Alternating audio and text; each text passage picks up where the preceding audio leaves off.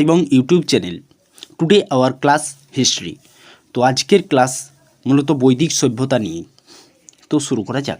আনুমানিক 1500 খ্রিস্টপূর্বাব্দে সিন্ধু সভ্যতা ধ্বংসের পরে বেদকে ভিত্তি করে বৈদিক যুগের সূচনা হয়। এই সভ্যতার স্রষ্টাদের আর্য বলা হয়। মূলত বেদকে ঋষিরা ধ্যানের মাধ্যমে লাভ করেন। বৈদিক যুগকে দুই ভাগে ভাগ করা হয়ে থাকে। কি কি? ঋক বৈদিক যুগ এবং পরবর্তী বৈদিক যুগ। কাত্যায়নের মতে বেদের মূলত দুইটি অংশ, মন্ত্র ও ব্রাহ্মণ। মন্ত্রভাগকে সংহিতাও বলা হয়। সংহিতাগুলি যথাক্রমে ঋগ্বেদ সংহিতা, সামবেদ সংহিতা, যজুর্বেদ সংহিতা এবং অথর্ববেদ সংহিতা। মন্ত্রাংশ গদ্য পদ্য ও গীতিতে রচিত। এটাই বেদের প্রধান অংশ। ব্রাহ্মণ অংশে দুটি ভাগ, আরণ্যক এবং উপনিষদ। ব্রাহ্মণের অন্তিম অংশ আরণ্যক এবং আরণ্যকের অন্তিম অংশ হল উপনিষদ। আবার বেদকে কর্মকাণ্ড ও জ্ঞানকাণ্ড দুটি বিভাগে পৃথক করা হয়েছে। ব্রাহ্মণ গ্রন্থ যজ্ঞক্রিয়ার বর্ণনা থাকায় তা কর্মকাণ্ডের অংশ, অপরদিকে আরণ্যক উপনিষদ জ্ঞানকাণ্ডের অংশ। আর্য সমাজের প্রতিষ্ঠাতা মহর্ষি দয়ানন্দ সরস্বতীর মতে কেবল মন্ত্রভাগ সংহিতাই হচ্ছে বেদ। তার মতে ব্রাহ্মণ অংশটি বেদের অন্তর্ভুক্ত নয়। এর কারণ হিসাবে তিনি পতঞ্জলির মতকে উদ্ধৃত করেছেন। ব্রাহ্মণ ঋষিপ্রণীত যা বেদের ব্যাখ্যায় বর্ণনা হয়েছে। প্রতিবেদের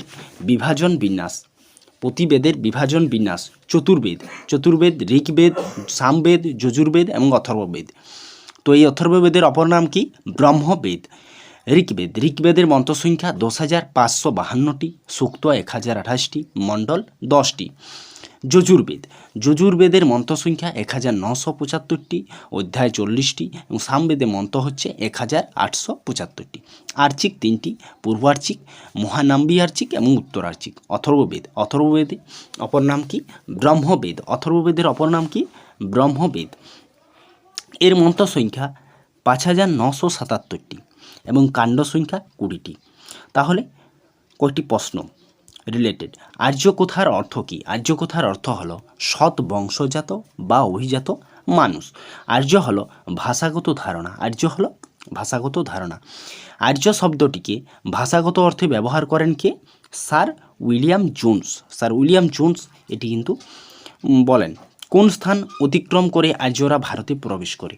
তারা হিন্দুকুশ পর্বত ও উত্তর পশ্চিম গিরিপথ অতিক্রম করে তারা ভারতে প্রবেশ করে। আর্যরা ভারতের কোন স্থানে প্রথম বসতি স্থাপন করে? আর্যরা সপ্ত সিন্ধু অঞ্চলে তারা প্রথম বসতি স্থাপন করে। সপ্ত সিন্ধু অঞ্চল বলতে কোন স্থানগুলোকে বোঝায়? না, পূর্ব আফগানিস্তান থেকে পূর্ব পাঞ্জাব পর্যন্ত বিস্তৃত যে অঞ্চল, এই অঞ্চলটিকেই সপ্ত সিন্ধু বলা হয়। তো আজকের ক্লাস এই পর্যন্তই। আমাদের ক্লাস ভালো লাগলে অবশ্যই লাইক, কমেন্ট, শেয়ার এবং সাবস্ক্রাইব করে দেবে। আর আমাদের প্রতিটি ক্লাসের পিডিএফ পেতে আমাদের ডেসক্রিপশন বক্সে টেলিগ্রাম লিঙ্ক রয়েছে, সেখানে গিয়ে জয়েন হয়ে যাও। Thanks for watching this video.